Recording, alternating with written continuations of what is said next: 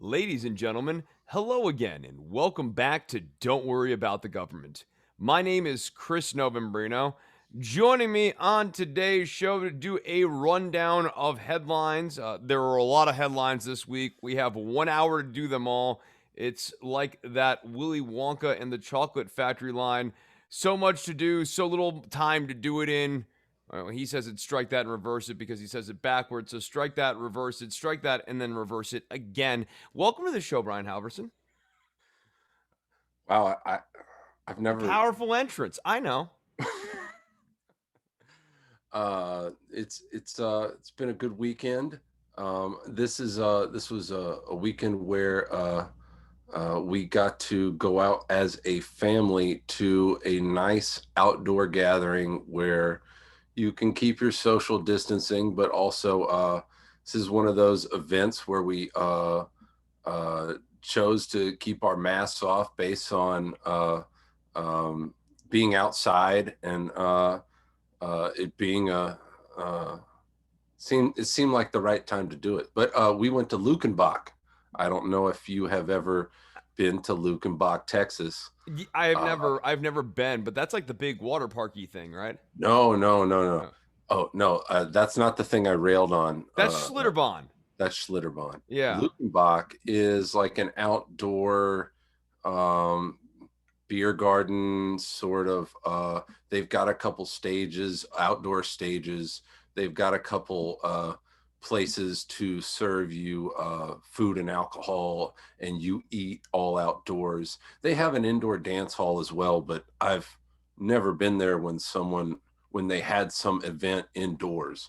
I suppose you can go inside to some of these places, and we brought our masks with us, but we were able to have a pretty nice day outside, listen to some music, keep our distance, and yeah, it was a pretty good day. But uh, it definitely was a little bit longer of an experience than or it was a little bit longer of a day than we planned, but still good. Longer how? Why? Oh, we met up with some friends that we hadn't seen in a while, and our conversations kept going, and we it from what it turned into just a little bit longer of a hangout than we originally had thought it would be. So, but it's because it's just a really enjoyable afternoon. Nice, Yeah, nice. yeah. Yeah, for my part, not a whole lot new on the no front. Been teaching more lessons. That's always cool. I will mention right now, if you're looking for guitar lessons, you can always hit me up for guitar lessons. If you were listening to the show, a couple of people have from the show here.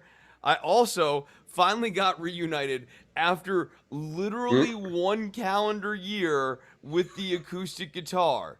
That I checked into Sam Ash the week before this COVID thing really like destroyed all of society and shut down everything. And then they lost their luthier. And then for a year, this guitar just sat on the wall in Sam Ash, and I would look at it longingly through the door of the luthiers thing, and they're like, "You just want it back?" I'm like, "No, I want you to do the job that I had you. It's not working right now. Please Hmm. fix it." Because my other repair guy's up in Denton, Big John's Guitars. You can find that online. He's great. He takes guitars from all over the country.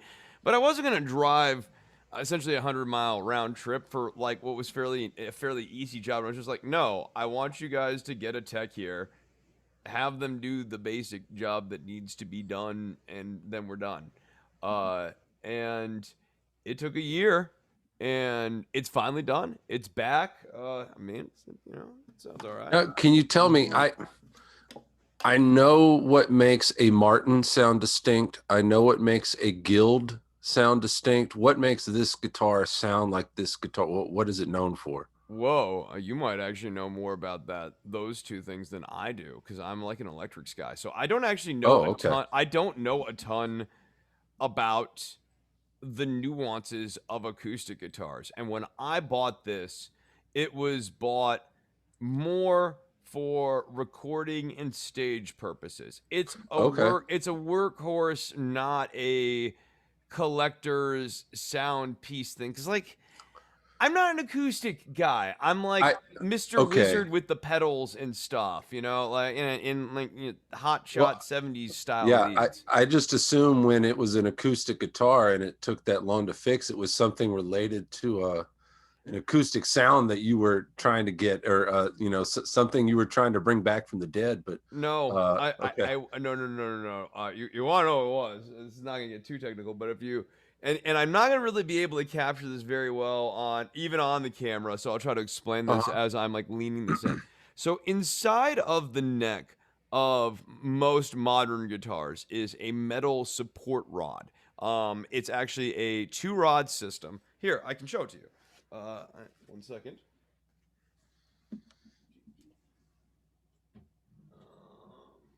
I think.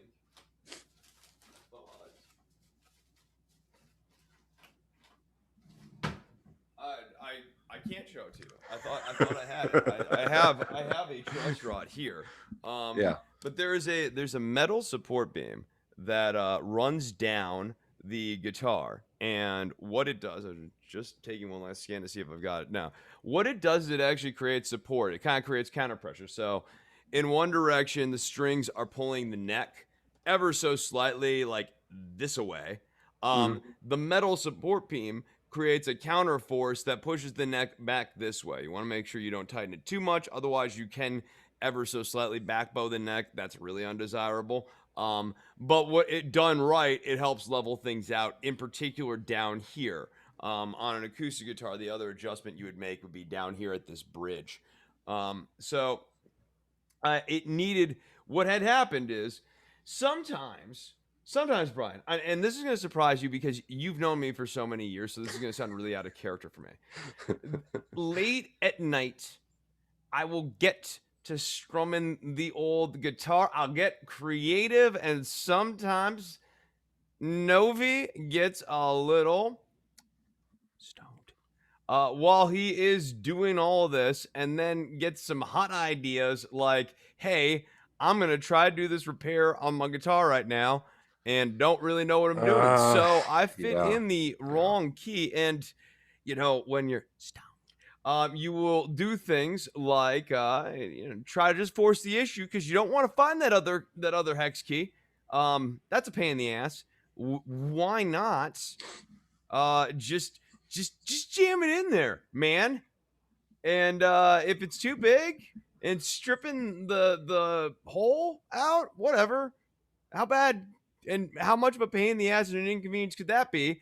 And the answer is apparently 1 year. The answer is 1 year. Sam Ash felt bad enough about the whole incident that they were very, very reasonable in terms of essentially all I paid for was parts. But yeah, no, the lesson here is um I don't know that there's a lesson. I tried to learn something from all of this and I really can't.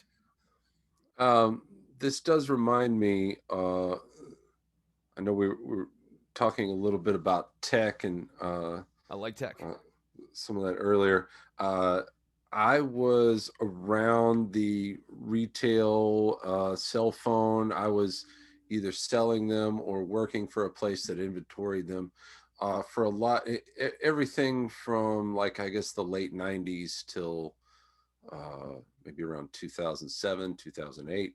So this was before they were smartphones. And then when phones needed the text feature, but they weren't quite smartphones, I think that was a pretty good sweet spot, by the way. Yeah, And no.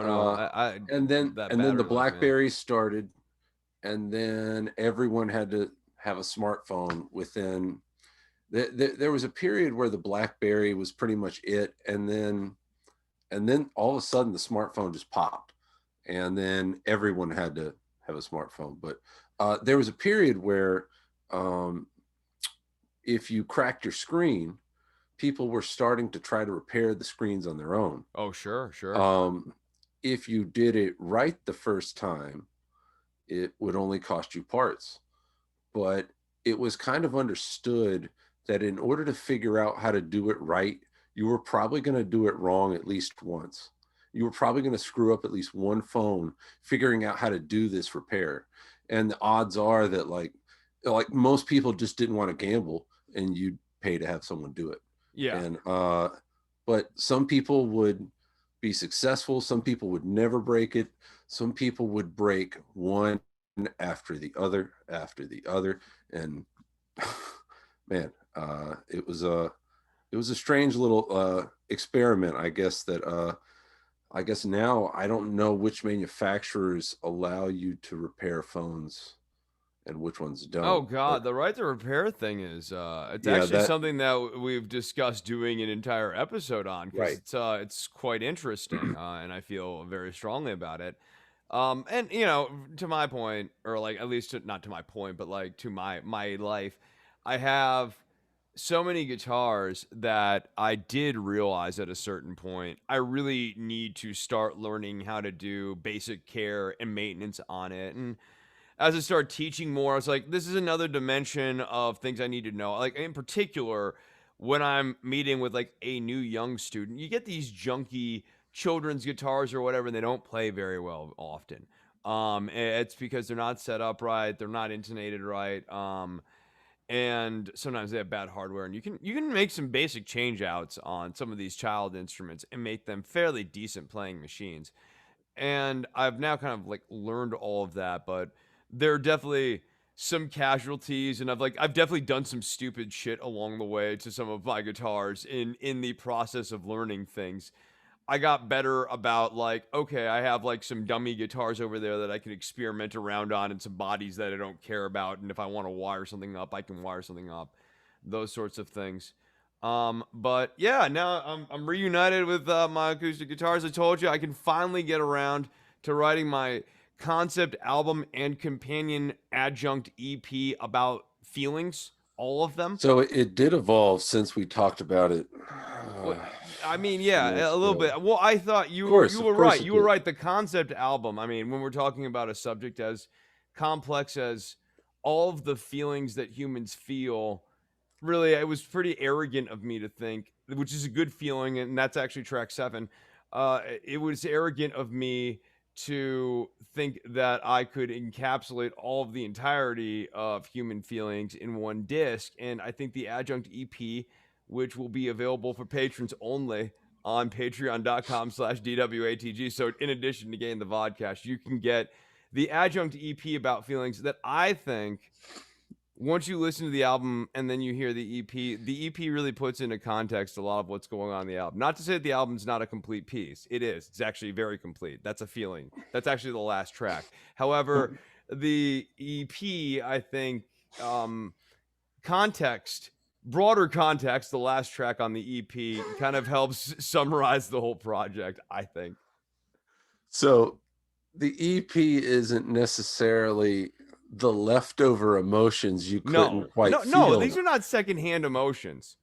which is or isn't is What's Love Got to Do with It is a fantastic song, but I'm not covering it on this album. There's just so many. There's so many other places to go on the album. Anticipation, of course, track 3. Uh, something to look forward so to. all of the EP is meant to be a comprehensive, it's meant to bring you home. It's not meant to be necessarily an adjunct. Is that the way I'm hearing it? Well, it's an adjunct in the sense that the EP helps the album soar higher. It's like the album's like an airplane, and the EP is like a jetpack attached to the airplane that makes the airplane fly better. Not attached to it and into okay. I'm just gonna say okay. All right, so now let's get into the show. I feel like we've really explored the space here in the opening part of the show. All right. And not on the show today, 60 minutes. 60 minutes. We did 15 on the album about feelings. So that's All great right. because it's never coming out.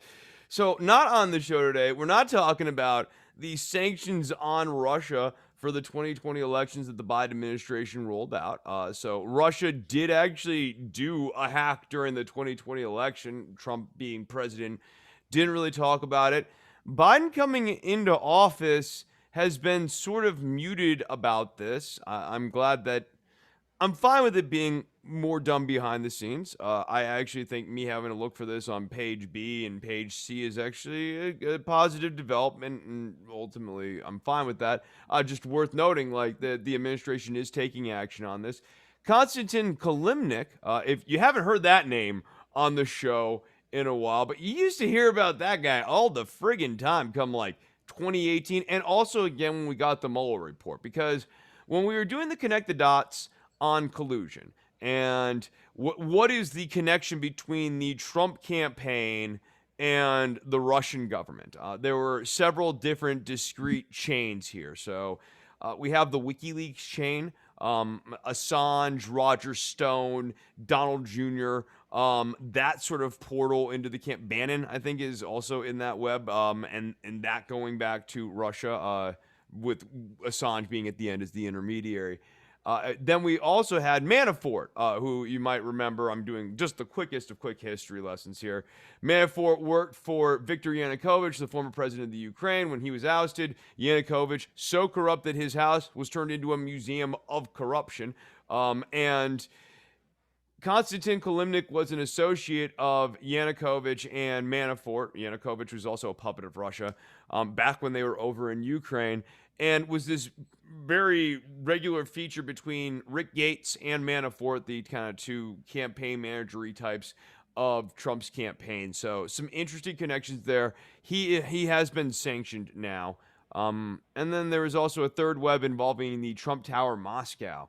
Remember, Donald Trump wanted to leave the Republican National Convention and do a ribbon cutting ceremony with Vladimir Putin for the Trump Tower Moscow. This would have been during the 2016 campaign, which I know, looking back, especially now, seems really crazy, but reread the Mueller report. They have really, really good documentary evidence that this is exactly, that was the plan. Like they spell it out in great detail. Anyways, Kalimnik, a key connection point between the Trump campaign and Russia during 2016, is sanctioned, as well as other people and figures and banks and groups in Russia. Mhm. DC statehood.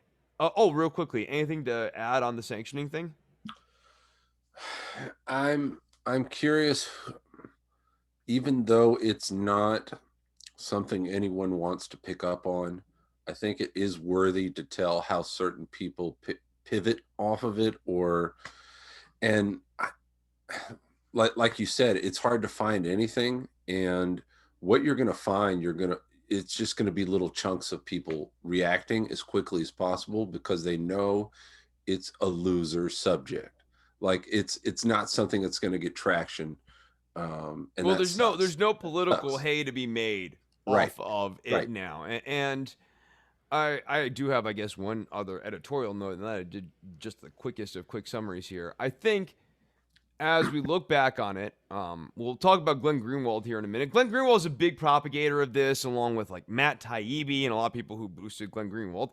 The idea that RussiaGate was a hoax, that there was nothing to it, that the Democrats were making this big deal out of nothing. And I think as we look back, the much better, more damning indictment of the Democrats during that time is that they were like the yippy dog who finally caught a parked car.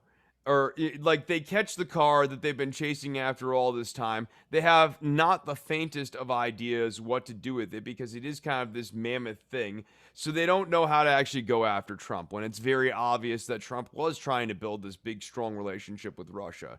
And they were intimidated when Trump's standing there with, remember that Helsinki press conference where he says very strongly that he didn't think that there was any reason why Vladimir Putin would even consider interfering in the 2016 election. And it was a botch so bad and so bold that even Trump felt the need to walk it back and say it was a transcript error when it obviously wasn't. Um, yeah, like I think as we look back on this period of time, there is an indictment on the Democrats for it, and it is that they weren't serious, that it was a bluff play, that they wanted to talk about Trump Russia, And they did so in a slightly sort of like Cold Warish, paranoiac sort of way as well. I think that's a fair criticism too. But when they actually were confronted with the reality that there are people like Dana Rohrabacher and Donald Trump who actively seek and court relationships with the Russian government, they didn't really know what to do with it. They didn't know how to handle it, and they blinked. That's why they didn't want to indict Trump over any of the Russia stuff. What they ultimately indicted him over was a strong arming of Zelensky, the Ukrainian president. They completely punted on the Yeah. Trump and Russia ties, and I think that that is the much stronger criticism of the Democrats than like, oh, there was nothing to Russiagate, because as I enumerated and rather quickly, there are at least three off the top of my head discrete chains between the Trump campaign and the Russian government, and like different levels of active pursuit between those groups. On that, the Democrats found what they were looking for, and when they found it, they were scared, and they allowed themselves to get routed by William Barr. And what they also found was a subject that you know very well. When you attempt to reduce it, it just It's a if there's dense any subject, dude. I mean, if like there's I had any to sort study it for several years to be yeah able to do that off the top of my head thing with no notes, right? right Like, right if there's any sort of slack that I can give them, it's that no one knew how to get the public to slow down off the Trump news cycle and really soak this in when it mattered. And like this is where, the culture is going to get, the delivery they deserve in a sense. Like should, I can never say that, you have to bend to this sort of just general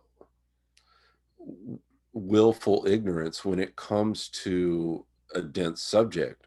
But I don't know what the responsibility is of politicians who know they're dealing with a public who's going to check out on shit like this. Uh, I think the ripple effect here, though, I mean, for the Democrats not going hard at the Republicans over that, and also like not going hard at them over the 1/6 riots, is that it. We've moved away from this term, but and it was overplayed at the time. But it's the right term. It normalizes a lot of the malfeasance of the Republicans and a lot of these yeah, inappropriate relationships, and like that. I mean, remains a big issue. So. Anyways, I think it's a positive development. Let's move on to DC statehood. DC statehood appears, speaking of positive developments, as probably more sort of objectively positive. We'll switch it to gallery mode now here. DC statehood appears to be on the horizon. The Democrats need senators. The Senate map is just horribly tilted against them. I have been watching, I was talking with Brian about this, how the states got their shape. And mhm, a quick aside on this is that in the original founding fathers vision, like Jefferson had this vision of westward expansion wherein all of these different states would more or less be the same size. And so if you look at the map of America, like why do you get these square states going on? Why does it look like the Midwest tries to be a square state and then like the West becomes a square state? It's all routed back to this Jeffersonian model of like equality, equality of states being literally defined by like size. So like he was actually very concerned about equality. It was sort of like a one land, one vote sort of weird, but like the two senators for each state model starts making a lot more sense when you go, yeah, and the vision was after those first 13 colonies that all these other states were going to be like the same size, more or less, all the way across. Now, obviously, that falls apart. How the states got their shape talks about that at length here. Um, And that ends up being a real problem for the Democrats ultimately here, and a big problem of representation and proportionality going forward. Anyways, for the Democrats who are not necessarily so concerned about proportionality, but having some degree of control of the Senate, they need DC statehood to happen. And it appears that DC statehood might well happen, or we are cruising to a very interesting internecine war between the Democrats and Joe Manchin and Kirsten Sinema, and the heat is going to get turned up on their asses. Yeah, and what I'm trying to figure out is how both of them are going to define centrism in their own way, which is a cloaked way of saying, don't take my power. Okay, Um, wait. like, Opposing DC statehood is peak patrician state or right. centrism. Think about it. Yeah, Yeah. think about it, people. Like it does not get any more patrician centrist than I know better than you need the right to vote. But with the two of them, you're going to get two different bonkers takes Dude, on cinema. Here's the thing with cinema. I think that she might just think this is fucking fun now. Like you saw that picture of her in all pink with the fuck off necklace. Like I think she's having fun, which is kind of terrifying. yeah, and if so, and like, oh, I guess I can categorize that, but okay, so I can do. what does Mansion say? Uh like, what is Well, the the Senate is a deliberative body, and it's really important. Here's the thing: what I worry about, Brian, is that when we make DC a state, it'll just give us as a party a reason not to reach across the aisle and have the conversations that with sounds our right. yeah, and it's not right, Brian. The Senate's a great deliberative body. I think he is going to say something like, I I like the mix we have now, Yeah, which is laughable. I like I But he's going to which say will something sound like, really horrible because of the proportionality of black people in Washington D.C. he, It's like opposing Puerto Rico statehood. Like, no, I think we found a happy medium here, people.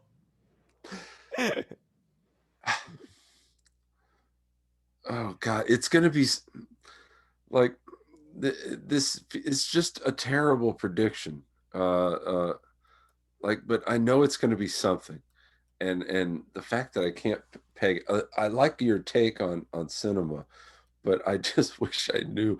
Like, there needs to be like one of those bingo cards with keywords that you could buy, and if Joe Manchin says it in his response, you win the lottery or something. Like, there should, I should be able to pin this down, but man, Yeah, it's no, just such a terrible. after I saw Cinema in all pink and the fuck off necklace, or was it a ring or whatever it was? If you guys don't know what I'm talking about, go and look it up. After I saw this, by the way, uh, I I don't. I feel like villains wear stuff like that, and not heroes. Is my Can, only thought. can you do a quick summary? I'm not saying now is not the time. Can you do a quick summary on why before now was not the time for this?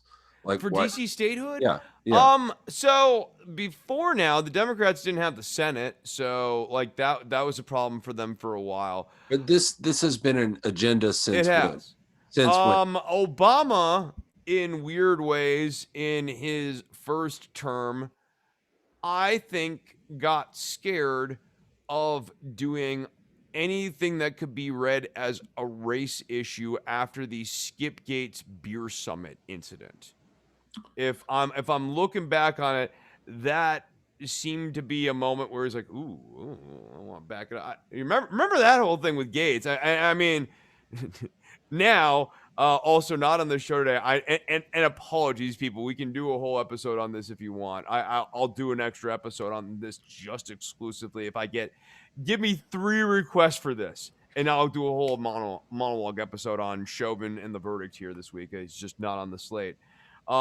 There is an interesting and direct line between Obama, the beer summit, between Gates and the cop who like accosted Gates at his own house for being black at his own house, and Chauvin and the George Floyd verdict, and just like a difference in tone. Biden weighing in on the George Floyd verdict and saying it was rightly decided. Like, it's very interesting. It obviously Obama's approach to dealing with race and systemic bias and racist cops versus um, where the party's at now. Still some room to grow. Granted, with Pelosi's comments here this week, George Floyd made the sacrifice. Not great, Nancy. But very interesting to juxtapose that against the Skip Gates incident. But that's also not in the show today. Next, but again, if you guys want me to do a thing on the show of Nerd, I will do a whole episode on it. I'll chart out some time to do it. I just give me a request. I really want to do this, the main topic here today, which is India. So that's why I figure there's enough out there on Chauvin. I'm trying to do more stuff with a world eye. Had a great comment that we never do anything on Central America. We will. We will be fixing that here, not on this episode, but on a future episode. That has now been brought to my attention and will be addressed. What has also been brought to my attention, painstakingly so, in the last several weeks here, is that Glenn Greenwald has totally fucking lost his mind. One could do an entire episode on the decline and fall of Glenn Greenwald, and I suspect that there are some people out in Don't Worry About the Government land. I imagine Cody would enjoy an episode on this, but I imagine some others would enjoy an episode that. What's up, Brian? Okay, so lost his mind. Without hearing the context, I'm just going to say lost his mind is within this. Oh Like, boy, but well, you're not I'm even gonna say- prepared for this take. I want you to do a predictive guess on what this take is about. Well, I'm going to say whatever it is, it's something that Tucker Carlson would just love. Yes. Yeah. Okay. So you want me to guide the battleship in here? Let's play That's a game. what I'm trying to say. Okay. What All right. I'm trying to say is I want you to get to topic. So a full Glenn Greenwald is something that Tucker Carlson would knowingly love. Oh yes. Okay. Yes. Absolutely. Yeah. Just to set the stage here. All right. Okay. Next question.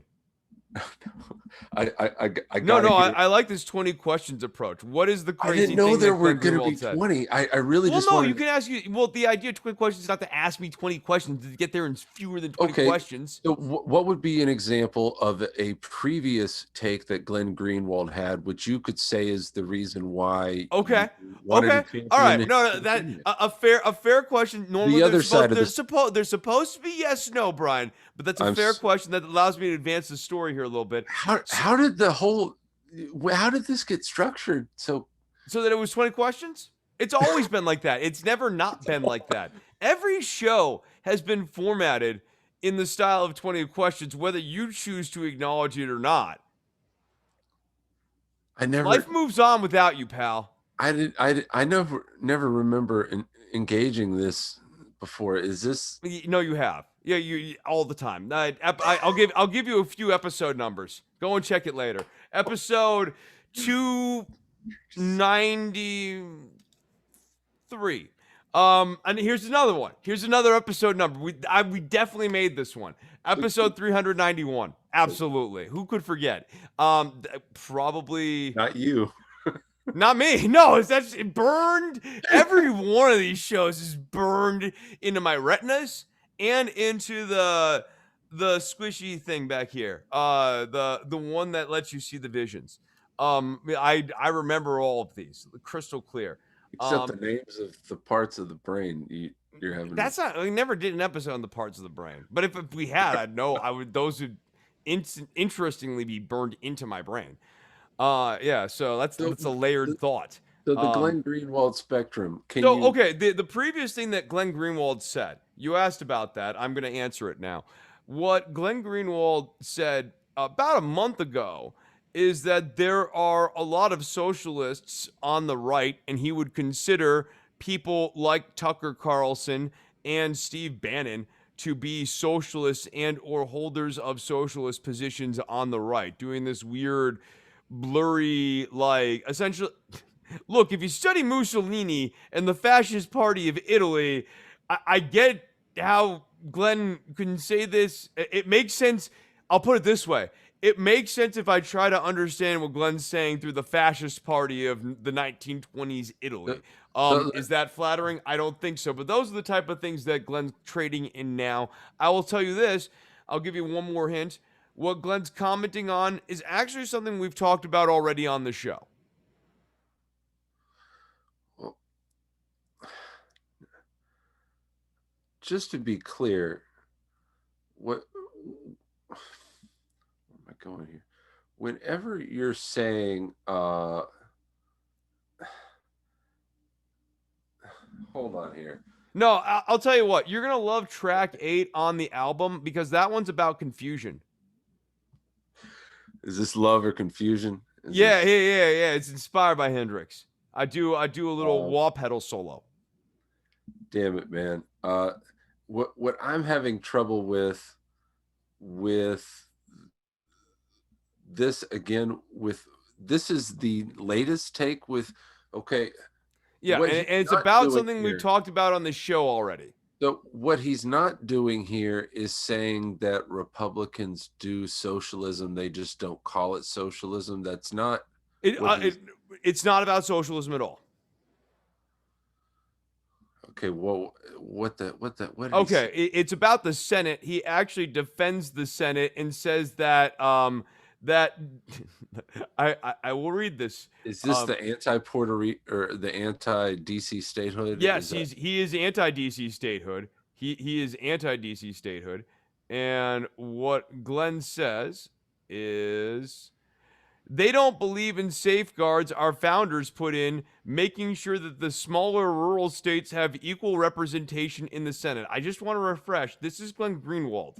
Uh, they want to change all the rules to stay in power forever. It is a generally repressive or genuinely repressive and tyrannical party. He's referring not to the Republicans who literally hijacked the Supreme Court using a counter majoritarian structure in like the weaseliest of ways to get this counter majoritarian structure, which already is having impacts, people.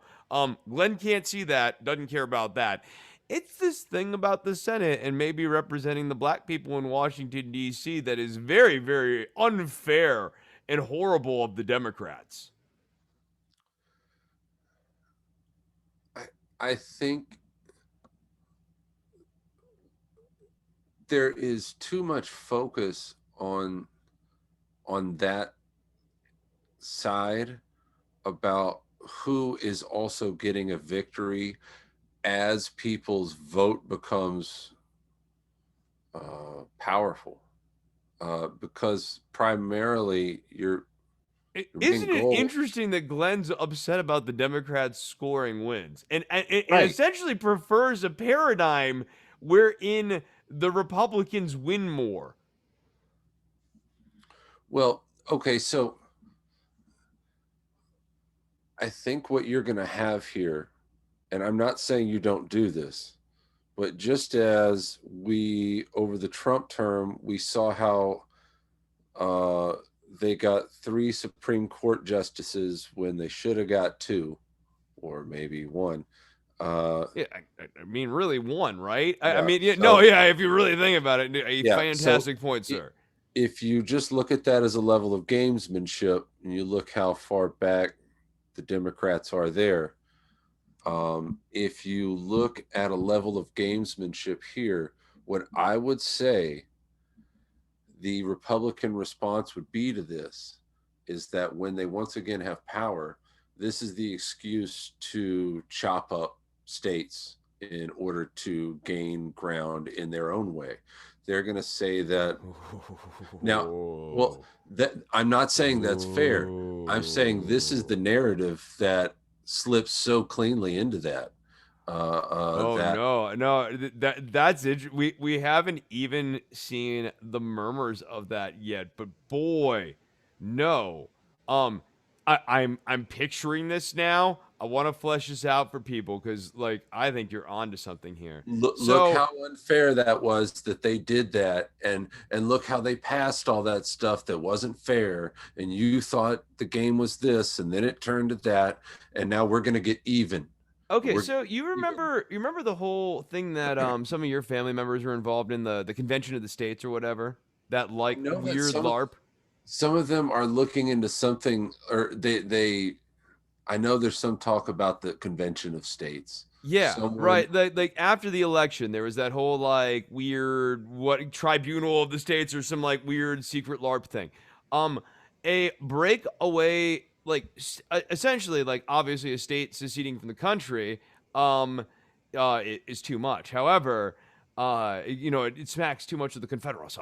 However, West Virginia breaking away from Virginia is a totally different vibe, not necessarily the Confederacy, and it has a definite appeal to conservatives who fetishize constitutional conventions when they win, and the whole process of like founding a state and starting over and maybe getting it right this time and finding a way to like finding a way to draw up the state in their own vision and if you really You- think Jefferson wanted all the states to be equal size, but we can't make certain states bigger, so we have to make certain states smaller. oh, and we're doing it in service, and we're doing it in service. Yeah, no, Founding fathers, in service to the founding fathers. yeah, But and actually, to that point, a place like Wyoming is actually perfect for this, right? well, as far as how it advantages them, like You'd have to look at certain state charters, but I bet you there's a certain state charter that actually makes it fairly easy to break up that state into two component parts.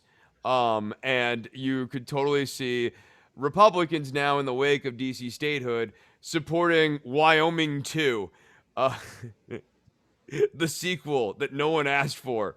And yeah, like, and you could definitely see people moving there, and if it promised, like for example, there'd be no unions. This is like an absolute right to work state. This is an absolute right to bear arms state. This is the most red of red states. The mecca. If you are a not proud to be white, just maybe white interested, conservative, and you've always wanted to live in a not lib shithole where there's no state taxes and there's no abortions and there's lots of guns and no schools, like Wyoming too.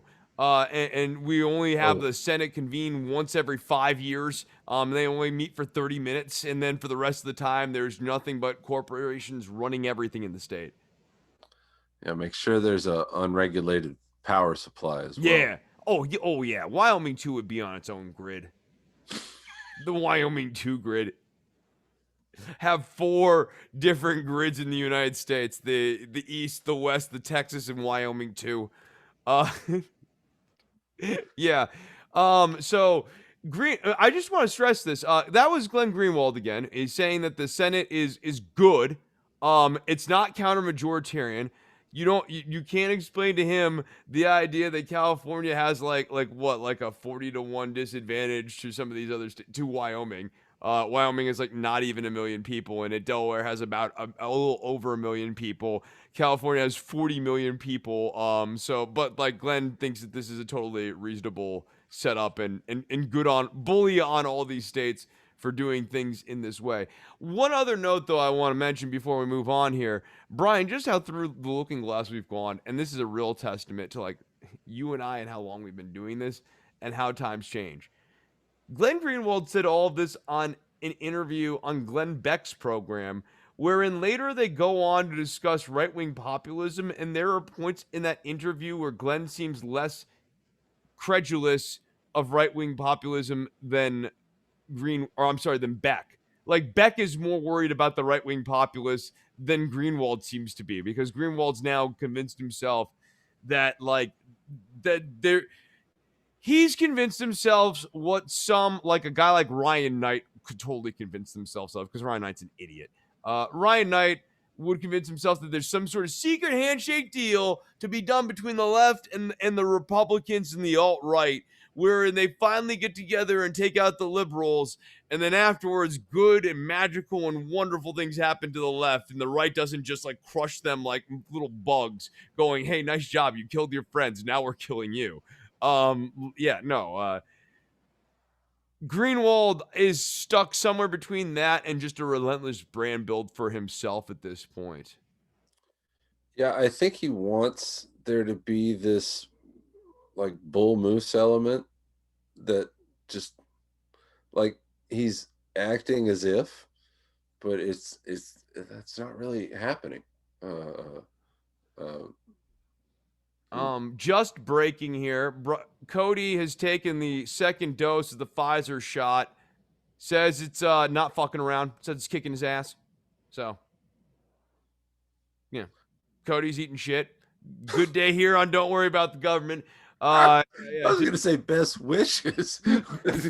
best. Cody eating Oh, shit. yeah, no, yeah, get well soon. All right, moving on next. Marjorie Taylor Greene and Alexandria Ocasio Cortez are set to debate the merits of the Green New Deal. Oh no.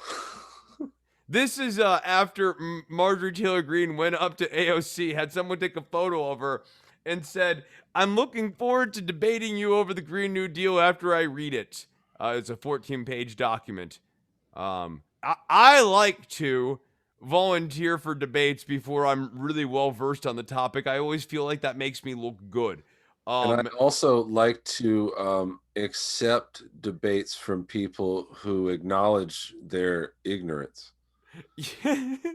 I mean, look, if you're Alexandria Ocasio Cortez, feed me more. Yeah, like please get me Marjorie Taylor Greene once a month, please. I'd like to kick her ass every single day until election day here in the Yeah, midterms.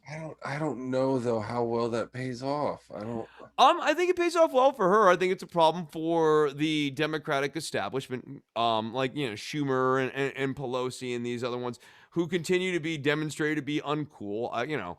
Do I think the comment after the verdict here this week is fatal to the Democrats? No, their base stays pretty loyal to them. They weren't criticizing Maxine Waters.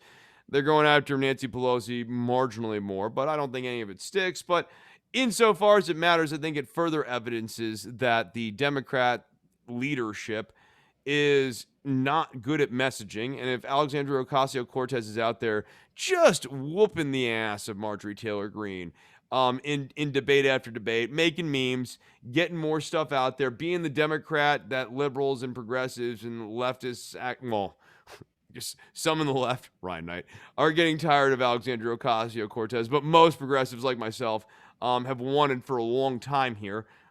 Yeah, no, I think that she's a problem for them.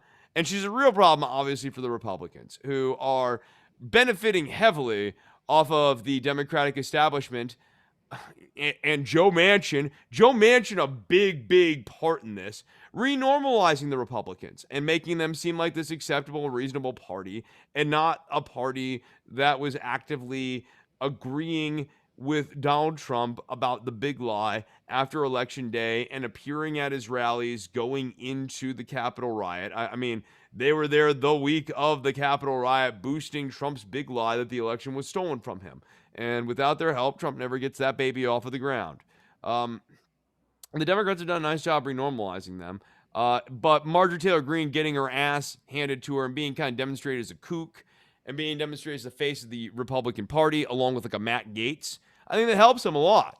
I also like one other thing. I don't have Maxine Waters on the show today. Although, like, if you don't get it, not on the show today is a bit of a joke here, people. It's just a way for us to move quickly on this. Maxine Waters uh, commenting on the George Floyd verdict. I think that it was inappropriate. Don't want to get too lost in the weeds on that. But isn't the best tactical response by the Democrats to just ramp up pressure on Matt Gaetz? Like, Oh yeah, as yeah, far as the party, don't you just go like, okay, yeah, no, Maxine Waters, Matt Gaetz, yeah. Matt Gaetz, You know, Matt. I think I kind of okay. So maybe this is asking too much out of AOC. on. A popular move these days among No, white male commentators on politics. no. Just to go back real quick on that debate that she's going to have with Green. First of all, pinning these two against one another is going to solidify that acronym with Green that I don't like. Yeah, no, I know. And it anyway. Are you looking forward to the Marjorie Taylor Greene New Deal, though? No? Okay. All right. Well, Here's what I it's wish. fine. It's fine. How would you react if Cortez said, "I will debate you, but I'd rather this be a three-person debate, three people in the house, me, you, and Adam Kinzinger." Imagine how that. Ooh. Well, the thing is, Kissinger doesn't have like a vision for anything. You Like he see what sort of I'm just trying to kind of do accident. here, Yeah, though. no, I get what you're saying. Um, Maybe there's and a third. Maybe there's a better third. no, okay. I guess what I would want at this point, to be honest, would be like a Mitt Romney. Yeah, or Yeah. someone who will oppose the Green New Deal, but in a way that you can Yeah, rhetorically no, claim Romney is would be a guy honest. who probably would have some sort of plan, and then you can also get like sort of the internecine fighting between the Republicans over Right, this, and yeah, right. and foster that. Yeah, I don't hate that strategy. I do worry.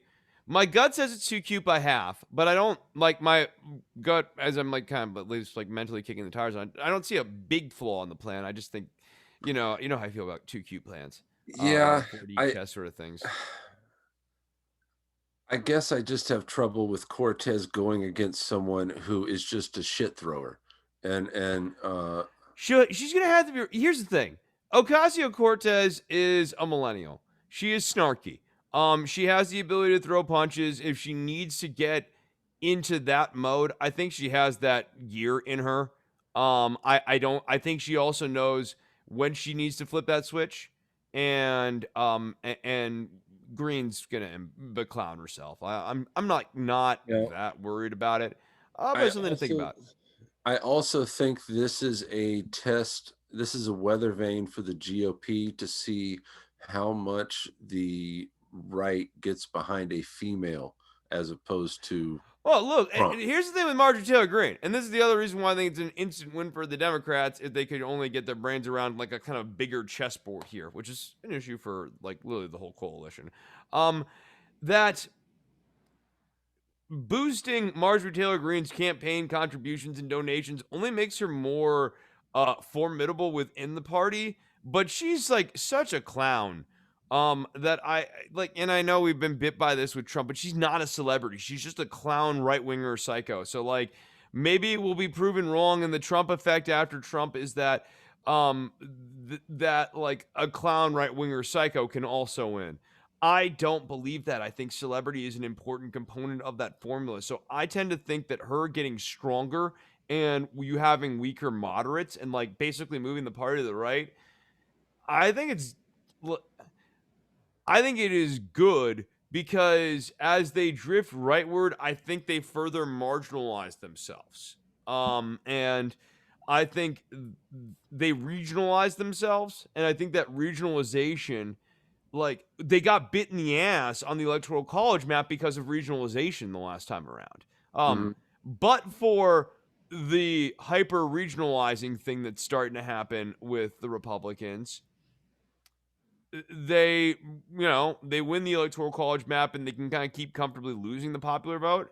But because they're also becoming regional, thing that Marjorie Taylor Greene will kind of amplify. Yeah, no, I like that. Moving on here though.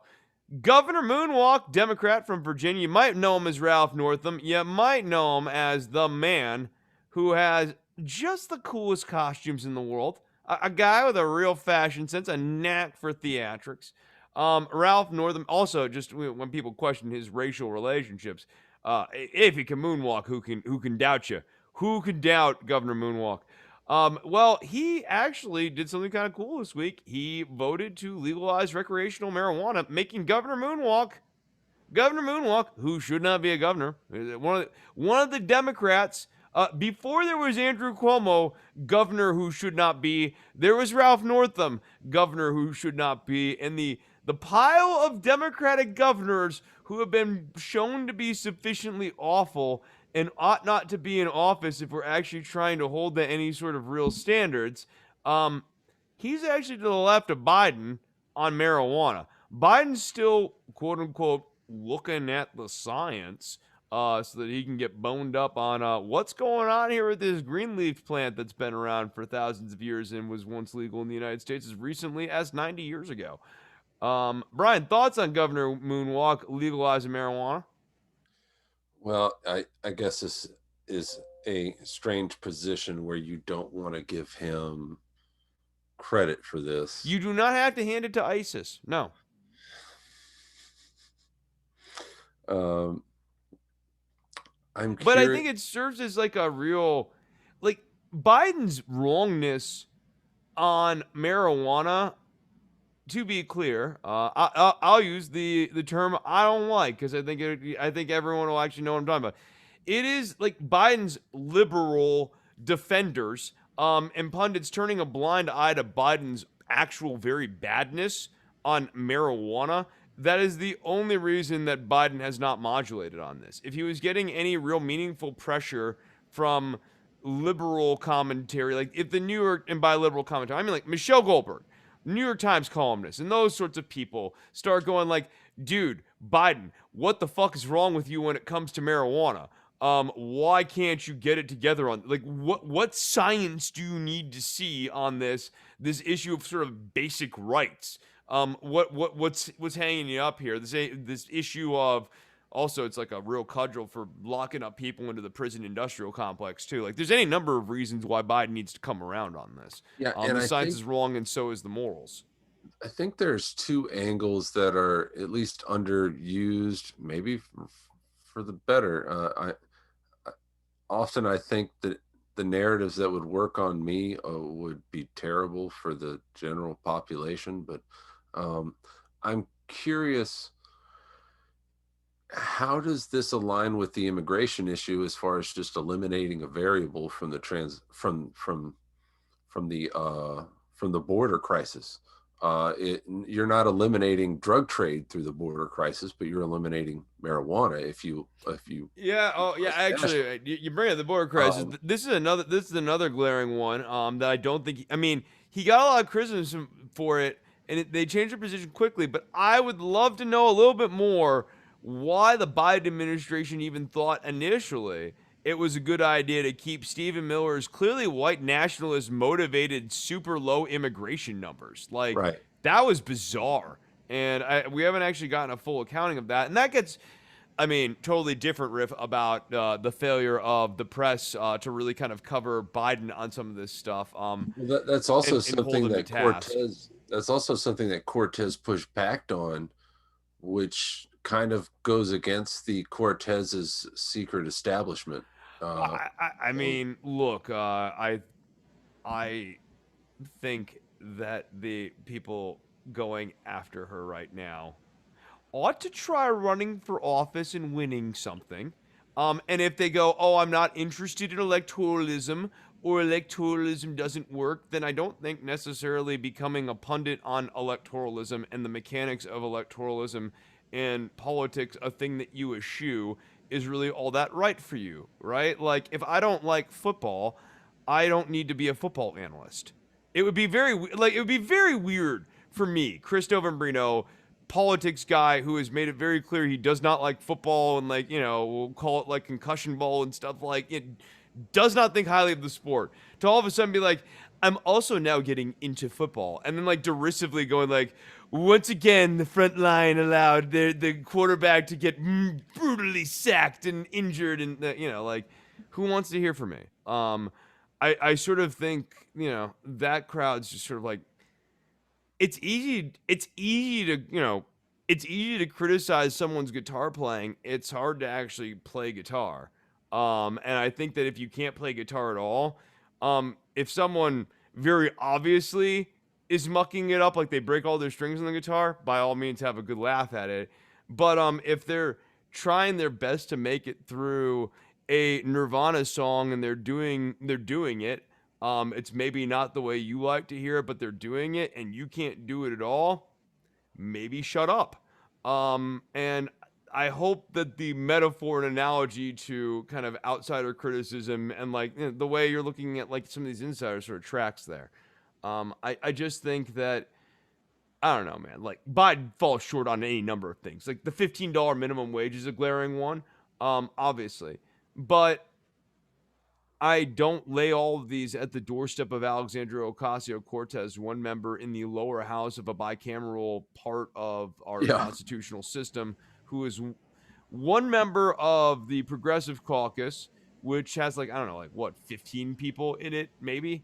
This is her second Is it my term. fingers? Am I on toes? Yeah. And then one member in 435. A very powerful, um, hopefully future senator at some point, member of Congress, but like a member of Congress. And so I don't know, man.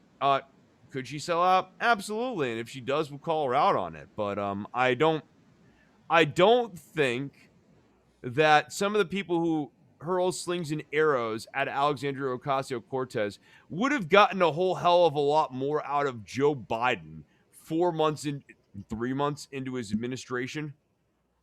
Like, what am I comparing her to, right? Like, is it just all these wonderful things didn't get passed in 3 months, or is it like an actual hypothetical person could have came in there and done the passing of all of these things? Yeah. I think force the vote Yeah, tells you. right. Forced to vote's a fantasy thing. Like, yeah, right. Yeah, exactly. Like the idea and the belief is that if she had forced the vote, we could have forced the vote. Initially it was just on M4A, but then it became on literally everything. And if we had forced the vote on everything, we would have gotten there. I again, I'm looking at little Miss Pinky Fuck Off and Joe Manchin, who's never met a Republican he doesn't like, and I'm going like, is the House the logjam here? I mean, when you really like or is counting for some who issue electoralism may be the issue here. All right, moving on here. We have an offering to the lib left ethnic cleansing denial hall of fame. It's not just for tankies anymore. I'm opening it up here. In the 21st century, we have sadly arrived at a point where we definitely have ethnic cleansings on our hands here. We are 100, not quite 100 years removed from the Armenian genocide. We have another genocide going on here, or a little over 100 years, 1919, yeah. A little over 100 years here of the ethnic cleansing in Armenia. We have one going on in East Xinjiang. We have Jane Gawley, a professor, I'm guessing a lib here for the kids. And I'm going to have to just punch this in. But Jane Gawley got herself a heck of an interesting email here this week, Brian. Okay. What you did hear the clip. What did you think about the clip? Can you hold on? I'm going to have to set back on this again. So she Um, gets an email. The email is of dubious sourcing about the oh, situation in the million Uyghurs in detention camps. That there's no clear sourcing on it. She did read the footnotes twice. She did review the footnotes, right? And she also thinks that if you read the same email that she got of anonymous, I think the email might have even been anonymous. I think the report's anonymous. Like, if you read all of this and you believed it without any degree of incredulousness, you would find this deeply compelling. the seriousness that she brings it up, with which she brings it up, but then issues the caveat, which should stop you from bringing it up, but it only goes to serve as just a little like just a little speed bump along the way of like steamrolling this into the conversation when it really should have no bearing. Yeah, it could. The only way it does have bearing is to say that this is the spectrum of speculation that we have so far. Look look at how far off some people might be. Um, uh, and I think the reason I went kind of blue screen on you earlier, as far as recalling the clip, is I know it's soon after you shared this with me originally, uh, I stumbled across the Uyghurs are free hashtag, and just sorry, I think you understand, Yeah, Chris. no. How There's I mean, what we're like getting at here sort of loosens it. There's a real concerted effort right now, oh um, in many different left of center spheres to really push this narrative that like there is the establishment, maybe the neocons, maybe the neolibs, are pushing this whole. They're pushing there is an ethnic cleansing going on in East Xinjiang, and that this whole thing about detention centers and re-education camps and maybe forced sterilizations, all these reports and stuff, these testimonials we're getting, oh, maybe they're a big propaganda push by of course you've been documenting them for years. Big Uyghur, maybe Big Uyghur has been pushing this narrative in East Xinjiang, and yeah, like I mean, it's interesting to see this bubble up. We do see this. We see this happen in the left. You see a lot of Sickle and Hammer and Red Rosie accounts, sort of like like, oh, what's really going on here? What do they want? A war with China? We're gonna go to war with China? Those sorts of kind of denialism things. You get the Aaron Montes of the world in the gray zones who were like just questioning the narrative, man, and maybe getting a few paychecks from CGTV along the way. Look, Mate, I know, has gotten some checks from CGTV. So, yeah, like you're seeing that, but you're also seeing that in academia among maybe more yeah, quote unquote credible people. Like this Jane Golly, who looks like your standard liberal feminist type of professor who you might expect to have the sort of standard orthodox diversity is good, killing people is bad, those type of views. but yeah, She's getting seated with this crap too. and for the greater point that you're making, I think right now we can kind of consider the subject irrelevant and just take a look back at how she framed that. And how do you maintain a conversation with a group of academics and not call out her framing there? Like, if I was up there, like, of course you can argue the are you serious about your take on the Uyghurs, uh, uh, but like, are you seriously bringing this up in this way? Yeah, you're an Like, academic and you're actually citing a non peer reviewed study that you got put in your inbox by like a nobody from like a no name place you've never heard of and you've never actually seen any other piece of academia come out of that source, and you're really pushing that. Like, no, like that gets to the other thing is there are people in academia who aren't that smart, as counterintuitive as that may be. And why? How does that happen, Chris? How can that be? Sometimes people are smart at one thing and stupid as shit at another thing.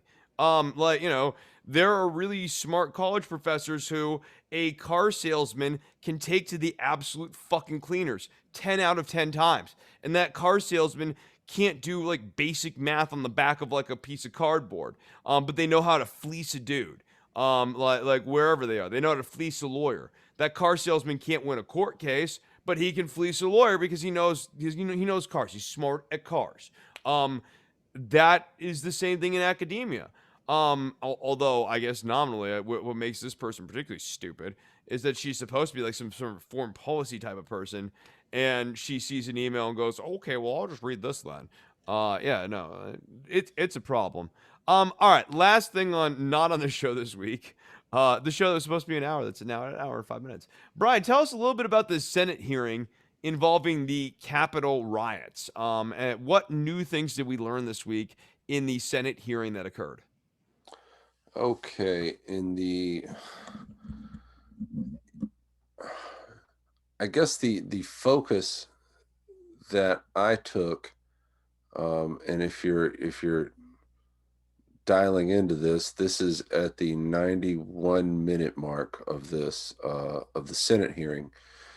This and I get a little confused with the last names, but this involves uh, the current Major General of the National Guard, and I believe that man's last name is Whitaker. We have the Secretary of the Army, who, and I believe his last name is McCarthy. We have the former acting Secretary of Defense, and his last name is Miller. And then we have who is up there in this hearing. I believe his last name is I forget his last name, but this guy is just here on behalf of the Department of Defense. He was not a part of the Capitol riots. He made no decisions, but he is attempting to clarify Department of Defense positions based on Miller not being there. Okay, so what I was disturbed by is the lack of a okay, so the National Guard in this case was, as far as the Second Amendment is concerned, this was the well-regulated militia that was supposed to counter the Capitol riot attack. Okay, so if of course at some point if someone above this, make some sort of declaration, but as far as the immediate response that everyone was counting on, it was something DC police and National Guard related. So one of the problems was I guess I don't know if this was a misunderstanding or if this was a purposeful misframing of what the National Guard element was in DC on the day of the Capitol riots. So on the day, and this apparently is just like any other day in DC, there is always a crew of what are called the DC Guardsmen. And these are DC police that are also National Guardsmen. And that at any point, whenever the Major General of the National Guard, for instance, says, I need you, they're always available to leave, or, they're on call to do things like, respond to the Capitol riots. The problem is that in the communication on the day before the Capitol riots, there was new memos telling them what to do differently and with a level of supervision that they had never experienced before. The National Guard. So essentially, red tape was added to this division the day prior to the attack. Right. For instance, they were told no National Guard troops are able to move without our prior approval. They had to get approval through someone with the Department of Defense to move 3 traffic guards who were National Guardsmen to a different intersection.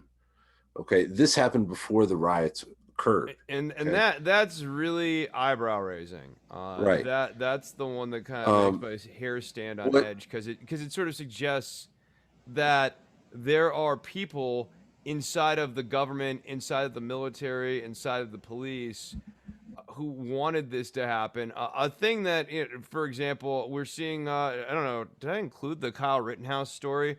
But Rittenhouse getting all this money from different members of the police and different people inside of government. That Trump has. Trump always talked about the deep state, but for lack of a better term, there is a deep state of right wingers who helped in and aided the Capitol riot that they anticipated, and that like this was an anticipated event. And there are people inside the government who actually took steps to make sure that the rioters the like domestic terrorists had the biggest, longest opportunity to commit domestic terrorism as possible. Because like, when did when did they finally get the Capitol cleared out that day? It was like 5 p.m. I I can't recall the exact timeline, but I know the response time was over 3 hours, and it started after 2 o'clock, but not before three. Um, so somewhere around five, between 5 and 6 is when it was cleared out. Yeah, yeah, Um, so one of the points um, that Portman, I believe it was Portman, brought up in the hearing. Uh, he was asking the Department of Defense representative, like, why, if you have a task force that is supposed to respond to quick uh, problems, why are you asking them to have all of this red tape ahead of time in order to give to you so that they can respond to this immediate problem? Is antithetical to a quick responding task force. Why does the Major General of the National Guard not have the discretion to make this call on his own? Um, Further, what bothers me the most in this is that this was set up to where the Major General of the National Guard had to respond to the Secretary of the Army, who also had to respond to the acting Secretary of Defense, who has a counterterrorism background. Really, really isn't, as far as someone who you would want mulling over the reaction to the Capitol riots. He does not have a professional pedigree, which is this sort of thing that a National Guard Major General would have a pedigree in. This guy's forte is so far away from this that to say that he was a necessary element in figuring out how to respond to this is ludicrous. So, but then you have the problem of, if you consider the National Guard any sort of first response, and it is in the hands and at the mercy of an acting Secretary of Defense, exactly what mechanism is this? And is it even, you have to question the legitimacy of the mechanism based on the, how it's going to be activated. And if it's through an acting secretary who does not have to go through any procedure, yeah. that's too many alarm bells. So, I mean, I think one other policy takeaway that's different from we need a deeper investigation into the government as to people who are enabling this sort of thing, and we need to make sure that that doesn't happen again. I think another important takeaway for would be bureaucrats. Give me 1 second here. Hey, don't get. Do not drink from the toilet. Stopping my cat from drinking from a toilet here. Being a good cat father. But one of the other things I think needs to change is that the Biden administration, or not the Biden administration, Congress needs to put handcuffs on the Biden administration and all future administrations when it comes to acting. And what needs to be the new requirement, and I guess it can be kind of twofold. One, that Congress has to vote on confirmations in a timely manner. Like, they actually have to move through this process lickety split. But like, acting should not be a status that anyone's allowed to be in for more than 30 days. I mean, no matter how you look at the calendar, even in the holiday But season. I think also, when you have an acting figure there, the chain of command should change to someone else.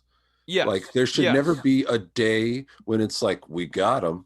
Like, That's the other thing is acting secretaries need in whatever status need to be um less powerful and reporting to a Senate confirmed current secretary. So essentially, like, when you arrive at acting, like I'll do housing and urban development, right? If, let's say, not Ben Carson, but like whoever is sitting there now resigns, that should defer to, I don't know, maybe the Department of the Interior. I'm just coming up with something, but someone who has a currently Senate confirmed a department head. And during this interim process, the agency gets rerouted and muted so that it can't actually do more things. It actually can do less Right. things when it's So, in acting mode. so I think I have finally the the spectrum on which, you know, what sort of grace do you give a Pelosi figure as far as not being able to sell something to the public? As far as not being able to sell the Mueller report to the public, I'm going to give her slack. Okay. As far as not being able to sell She the couldn't sell acting, Stormy Daniels to the public, dude. I don't yeah, know. I think you're well, being way too no, generous here. but I guess what I'm saying is if you can't sell acting to the public as a problem, if you can't do that, then you're lost. Then you really are a disservice to your position. Yeah, Uh, no, I mean, look, I think you should be she able to get sucks at across message. She's acting. not a good messenger. Yeah. She's not. She has not been. With the obviously there's the statement, oh, George Floyd made the sacrifice this week, but like her, the Congressional Black Caucus, and Chuck Schumer all standing out there in Kenta cloths and wearing masks at the start of this was goofy shoes. Like we talked about the other example that I just cited. Like she does a bad job on messaging. Again, not the focus here, but yeah, I would like to see the acting thing get better. I don't know that Nancy will act on that. I mean, here's the big problem. It's kind of a microcosm of how like the New York Times and Washington Post is gun shy and criticizing the Democratic administration. The congressional Democrats are gun shy on doing anything to hamstring Joe Biden, who doesn't necessarily even want to do anything, and maybe would welcome the hamstrings. But like that, they do seem reticent to do so. But now let's move on to the main topic of the show today, and I think probably what we'll just finish out the show on. We'll drop Armenia. Apologies. I'll do another whole thing on Armenia because it is interesting. I want to see if there's any ripple on this. Um, India in crisis. Over the last several weeks here, um, India had felt like they had really gotten a lid on the coronavirus situation. It was nearing lows of about a year ago. They had had a pretty big crest in August, but did not have the multiple waves thing that we had. They didn't have that big holiday wave that we had. However, that has changed and at lightning speed. They thought they were out of this thing, and they were the opposite of out of this thing. They are now deeper into this thing than they ever have been, facing on one day alone over 300,000 cases. The arc seems to be going up, and they might be cruising tragically to a near 500,000 mark for a regular basis. Vaccines, such that they've been available. There have been some reservations among populations to get the vaccine. The availability of the vaccine has been an issue as well, as has been the populace's insistence on going to religious ceremonies and religious festivals, big congregative religious festivals. And then also, last and not least here, although look, I do have criticisms of Narendra Modi, of all people. He's not a great president. Um, but looking at the actual chart of what the COVID numbers were, I get how many might have been led to believe an optimistic narrative, and it's not unlike what I've been seeing with Joe Biden. That's why I've been urging caution that the numbers weren't are too low. But like, Yeah, man, the the India numbers. Oh, go ahead. decision, the India decision to switch gears on their lockdown, it wasn't exactly Governor Abbott No. loose. It was it yeah, they're I don't know exactly what figure or what thresholds they used and how that compares to like the Or DeSantis. I threshold. know this has been conveniently forgot, but when like DeSantis lifted his lockdown, he had like a giant fucking wave of coronavirus on his hands immediately after that. Um, yeah, he's doing a great job, I've been told. But I certainly remember the numbers from 2020 suggesting that maybe he shouldn't have lifted the lockdown so quickly. But like in this case, you know, as recent, like, okay, where they should be faulted is that by March they should have realized they had a problem on their hands and that things were going the other direction. However, in mid-January, it does look like they had gotten a handle on a lot of stuff. So there's a little bit of gawking about some of the earlier statements from January that I don't think is fair. However, I do think it's fair to criticize any of these statements that they made starting in March when the numbers were really like re-peaking. Like, by Right. mid-March they're back at their November numbers, and that should have been a cause for, Yeah, and caution. if this is catching people off guard, that should be the subject in and of itself. Like, what's going on here? Yeah. Uh, what makes India special? Uh, I I know, of course, that their population density. I mean, that's the one thing I think about is that makes that area of And, the world. and the poverty and stuff. I mean, I've heard the sort of standard generic comments. Oh, the Ganges and that sort of thing. But like, I mean, those narratives, in addition to being kind of like classic sort of racist tropes about Indian people, narratives don't necessarily track with the data that you're looking at here. I mean, the one that you could talk about is religious festivals, kind of being like the equivalent of like a Sturgis biker rally sort of effect, where like it creates these real big blooms in certain metros. I think that's fair. But you know, I, Hmm. I I was thinking about a thing that was frustrating me this week is like looking at New York Magazine. They have a post out. President Biden has been stringent about wearing a mask ever since being vaccinated. Uh, but Eve Pizer spoke with virologist Angie Rasmussen about what it will take for him and for the rest of us to finally be able to take our masks off. Like this is getting printed the same week that we find out that the new mutated coronavirus is running like wildfire through India. And so, like, me, as like not that smart of a dude, I'm not like some doctory guy. I read a lot about the coronavirus. Clearly, I've been very into this story since it began. I think it's a matter of my own safety and like a matter of like my audience's safety. It to me is the story of our time. Um, rightly or wrongly, there are other things, of course, going on, but like we are all changing our lives. All of us are all changing our lives. You look at George Floyd protests and people are wearing masks. The coronavirus is this cloud that is over everything at this point. And you can look at this new strain over there and go like, well, maybe the United States should be thinking about like what's it going to take to get the 35% of people who are saying they won't get the vaccine to get the vaccine so that we can actually achieve the herd immunity that they claim that they want or that they support or some other crap or whatever. Or are they all going to have to get sick and get the coronavirus? And like, what's that going to look like?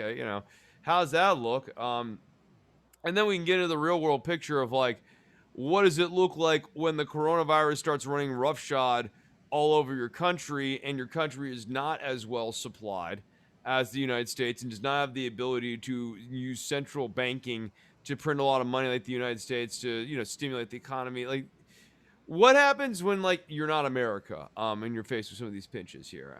And in the case of India, India has set a COVID-19 infection record for the fourth straight day, with hospitals being desperate for oxygen. There's a terrifying report of one doctor from a hospital basically saying it's over in reference to the hospital. Like, everyone who's on oxygen is screwed because we don't have any more oxygen. They're just all dying now.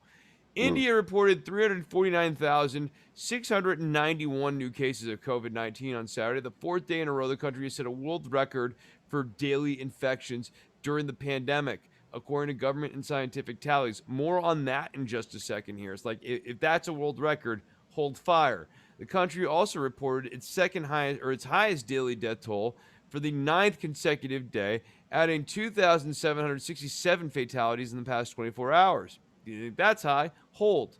The country of 1.3 billion people has logged over a million new cases in the past 3 days, bringing its pandemic totals up to 16.9 million recorded cases of the coronavirus, including 192,311 deaths. If you think that's high, Brian, what am I going to say? Hold. Hold. The skyrocketing COVID 19 infections are devastating India's community and hospitals, everything is in short supply. Intensive care beds, medicine, oxygen, and ventilators. Bodies are piling up in the morgues and the crematoriums, and the authorities have been forced to make mass cremations at makeshift sites. More on that in a second. 6 weeks ago, India's health minister declared the country was in the end game of the COVID 19 pandemic. Again, I want to wind it back. If you go back to the end of February, that's not like the most unreasonable thing in the world to maybe be thinking. However, there had been some warnings about a second wave and prepping for action since February. Again, they've only had two waves, so like a lot of these poverty narratives don't necessarily track either. Like there, some things have been working. While state ministers and local authorities have been warning about the second wave and preparing action since February, there appears to have been a vacuum of leadership within the central government. This is a fair criticism, with Modi staying largely silent on the situation until recent weeks. Modi kind of doing a wish casting, no news is good news sort of thing. That's, I know people go Modi Trump. That's more Biden than Trump, though. That is much more of a Biden. He's not saying it's going to go away like a miracle. He's just not talking about it at all. No news is good news as far as Modi and Biden are sort of concerned. Pressure is mounting on the Biden administration to lift restrictions on exports of supplies that Indian vaccine manufacturers say are required to ramp up production. That would be good, of course.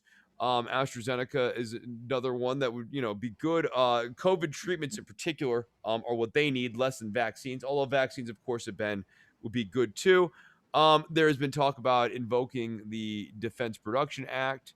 However, there was an embargo that was actually put in by the Trump administration at the start of the pandemic under the Defense Production Act that actually is getting in the way of India getting it. So right now, India is not getting some of its services because of Trump. Thanks, Donnie. Um, Quote, if we are truly united in beating this virus on behalf of the vaccine industry outside the United States, I humbly request that you lift the embargo of raw materials to export out of the United States so that the vaccine production can ramp up. Your administration has the details, said the former head of AstraZeneca, Adar Poonawalla, I believe is how you say his last name. He's from the Serum Institute of India.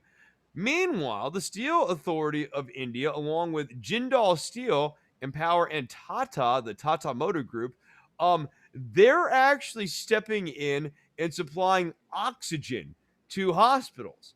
Because a lot of oxygen is used in the steel making process. We're not making steel right now. We're making oxygen. Tankers refilled with the liquid medical oxygen are being dispatched from our oxygen plant. We shall overcome the hashtag oxygen source, said Naveen Jindal, chairman of Jindal Steel and Power. One of the things I was noticing and thinking about as I was putting together this segment is like how interesting and like sophisticated the culture of India is. Like they obviously have like the poverty issues, but like India is a very, very educated place and has a large class of people. Maybe large in terms of raw numbers, maybe not so much in percentage, but a large group of well-educated Indian nationals who have all of the sophistication of like any quote unquote first world nation when it comes to solving these problems. And you do see that play out. India is going to be a really, really interesting country to follow as we get older and grayer. I think they have a very interesting 21st century ahead of them. Yeah, and I think this is one of those areas of the world where um, it's probably one of the most populous areas that is going to get affected by climate change the Also most. true. So they're going to uh, experience things in ways that may be kind of like a warning sign for us, but may also be just kind of a statement of the way things will head for everyone. And uh, No, uh, it's just no. The climate change is a great second layer to this, and like how does India assert themselves on a world stage? They are literally between China and Pakistan, two nuclear powers, and they are also nuclear powers. So like that's super sophisticated. I mean, if you said you were only going to study the affairs of one country for the rest of your life and you chose India, that wouldn't strike me as like totally crazy. Like there's just a lot of really interesting stuff going on there, and a lot of interesting things ahead of them. So no, I vibe on it. However, I do not vibe on this. Fatalities have been overlooked or downplayed, understating the human toll of the country's outbreak, which accounts for nearly half of all new cases in the global surge. So when we were talking about the story of our time, India like is going America on this thing. Now, What up? well, to criticize Modi specifically, I have heard some Twitter chatter that says uh, his admin deplatforms dissent on this front. Like if you Yeah, no, are, I mean, look, I don't think it's all sunshine and roses. I'm trying to be fair when I'm looking at those. Like, if I took the camera and zoomed it into, you know, January or like early February, like, yeah, no, I mean, like, I get why Modi 6 weeks ago, like, I feel like they're throwing that in his face maybe a little too much. He was starting to yeah, have a problem 6 weeks ago, but like, was that a temporary ripple or was that a real problem? He wasn't going to know that for another couple of weeks. So I don't know. I don't know. However, here's another way of looking at this. Maybe Modi went DeSantis on this, and maybe I'm thinking about this wrong because they were underreporting the numbers. Maybe what we're about to find out is that there is a big government-wide fudging of the numbers across in India. I don't know yet, and I try to be honest with people when I'm analyzing and trying to figure out things as best I can. India's coronavirus second wave is rapidly sliding into a devastating crisis with hospitals unbearably full, oxygen supplies running low, desperate people dying, waiting in line to see doctors, and mounting evidence that the actual death toll is officially higher than reported. Each day, the government's been reporting 300,000 infections. However, that now accounts for half of all the new cases in the global surge, and experts say those numbers, however staggering, represent about a fraction of what the real reach of the virus spread is, which has thrown the country into emergency mode. Millions of people refuse to even step outside. Their fear of catching the virus is that extreme. Accounts from around the country tell of sick people being left to gasp for air as they wait at chaotic hospitals that are running out of life saving oxygen. The sudden surge in recent weeks, with an insidious newer variant playing a role, is casting doubts on India's official COVID 19 death toll of nearly 200,000, with more than 2,000 people dying every day. You might remember last year, and I remember because I got a couple of emails on this, like, you're just speculating on this, when we were looking at the numbers, was positing that there were a number of countries that I thought were lying about their coronavirus numbers because it just simply didn't add up that a mhm. virus with this nature was having that limited of an impact in these countries. And I think there's a real question, and it'll require some retroactive investigation, not by the World Health Organization necessarily, but by someone, um, that India was downplaying in a substantial way the number of coronavirus numbers they had. And so when Modi's going, "Oh, everything's fine," I'm looking at these numbers; they look great. He might have been he could have been gassing himself that he had forgotten that he had been fudging his own numbers. Yeah, and I wonder, given the public's reaction, I mean, I wonder when the public there hears the figures, if they do the real math in their head, and they're like, "Oh, well, based on those figures, I know it's probably triple that, and I gotta stay away." Or do people just instinctively know they're being lied to, and Yeah, well, getting then lied to in corruption in the Indian government is a way of life, sadly, in right, India. There's 27 states, there's all these different languages, you have all these different sub governments. India is technically a nation led by Narendra Modi. They have a parliament, but like also there's a lot of local control because actually administering this state is pretty hard. So like no, like India is complicated. And like central control is going to be a real mess for them going forward. However, to your point about the locals, interviews from cremation grounds across the country where the fires never stop portray an extensive pattern of deaths far exceeding the official figures. Nervous politicians and hospital administrators may be undercounting or overlooking large numbers of dead, analysts say. And grieving families may be hiding COVID connections as well out of shame, adding to the confusion in this enormous nation of 1.4 billion people. It is a complete massacre of data, said Mukherjee, an epidemiologist from the University of Michigan who has been following India closely. From all the modeling we've done, we believe the true number of deaths is about 2 to 5 times what is being reported. 2 to 5 times. So 300,000 new infections, over 2,700 dead a day during this. Double that, 600,000 new infections, 5,000 dead a day. If you want to quintuple that, that's 1.5 million infections a day and, upwards of 20,000 dead a day. So Mm. somewhere in there lies the truth.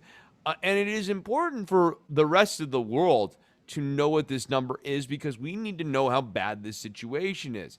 How many people in the United States, in our government, are making faulty decisions right now about reopening this, that, keeping flights open to India based off of these understated DeSantis Florida like numbers where we have nice, pretty looking numbers that will keep India open and that will be good for India. So if we could all participate in this lie, please, that would be fantastic. Those are the things I think about. I mean, Dr. G.C. Gautam, a cardiologist based in Bhopal, said many deaths are not getting recorded and they're increasing every day. They said that officials aren't doing that because they don't want to create a panic. How long until these numbers get out and then there's a real panic? If Mm. people are already staying inside their house because they're scared of the coronavirus. Um, Yeah. And let's re-raise this. What we are already seeing too, like in addition to how long until there's a panic, if you're reading in your newspapers, Brian, that the richest people in India are fleeing on private jets as the country is peaking out on coronavirus, how does that make you feel about the state of your country? Yeah, as boy, those are the things that are reported accurately, or at least Oh, there's some detail on this one for sure. yeah. Um, mm.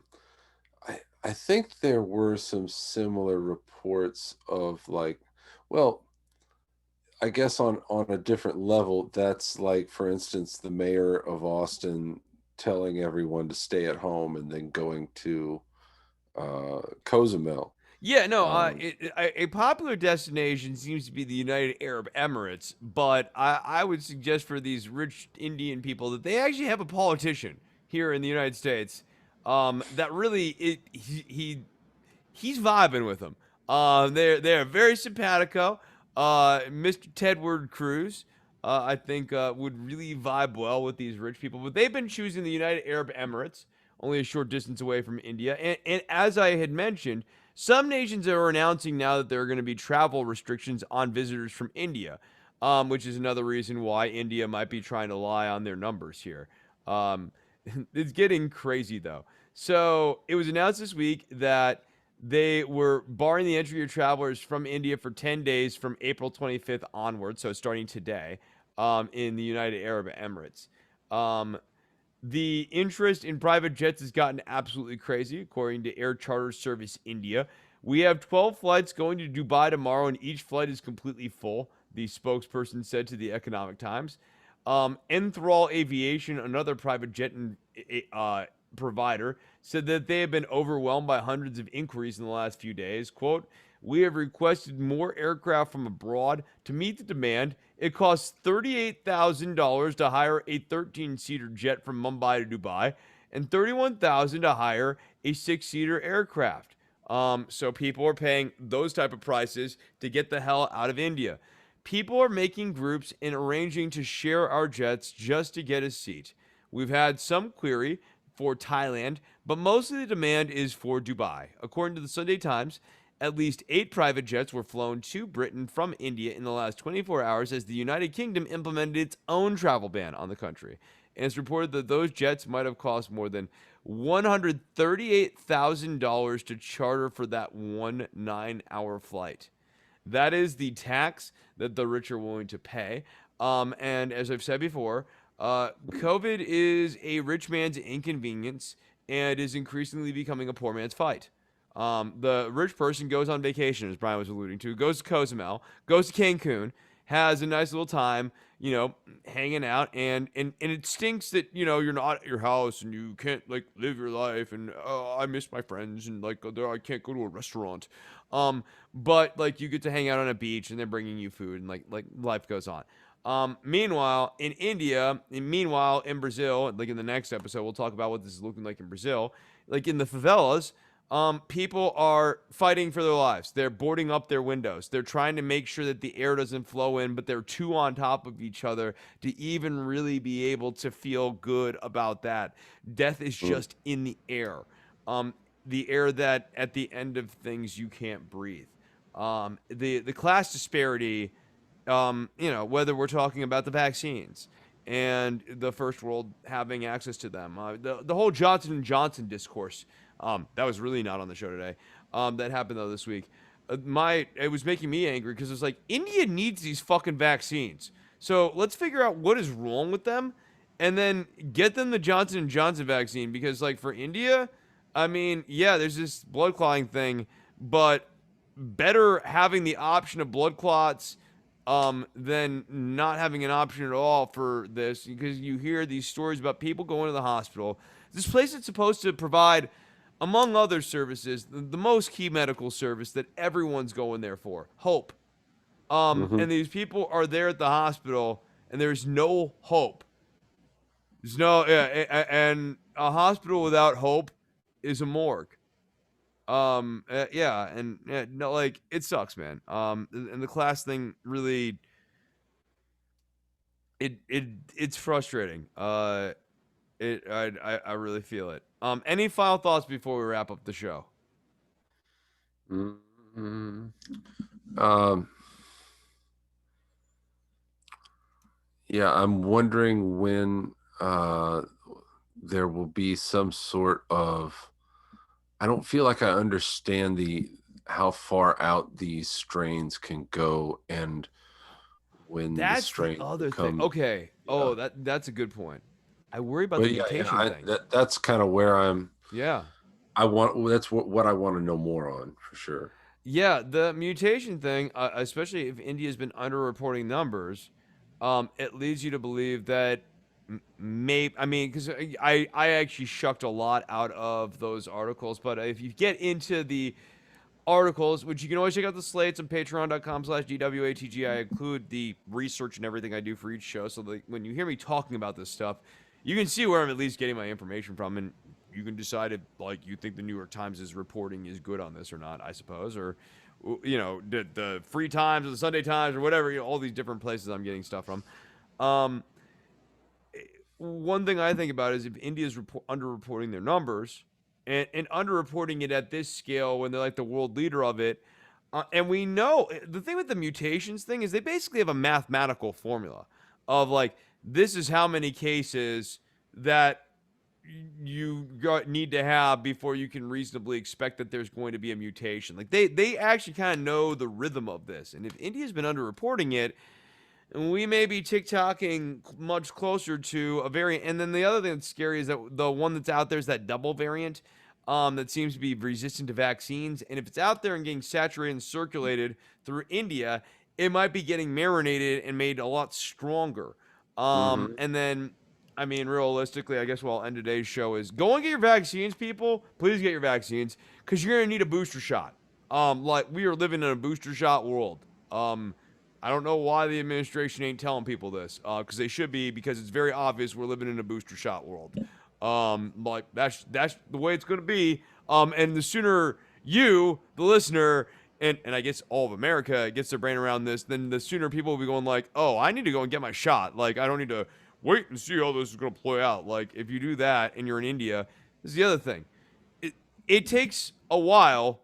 Like I had my first shot. I had to wait 2 weeks. I actually like they could have got me last Thursday. They didn't, so maybe I'll get in there this week. So it may be 6 weeks ultimately before from start to end here of when I'm fully vaccinated, right?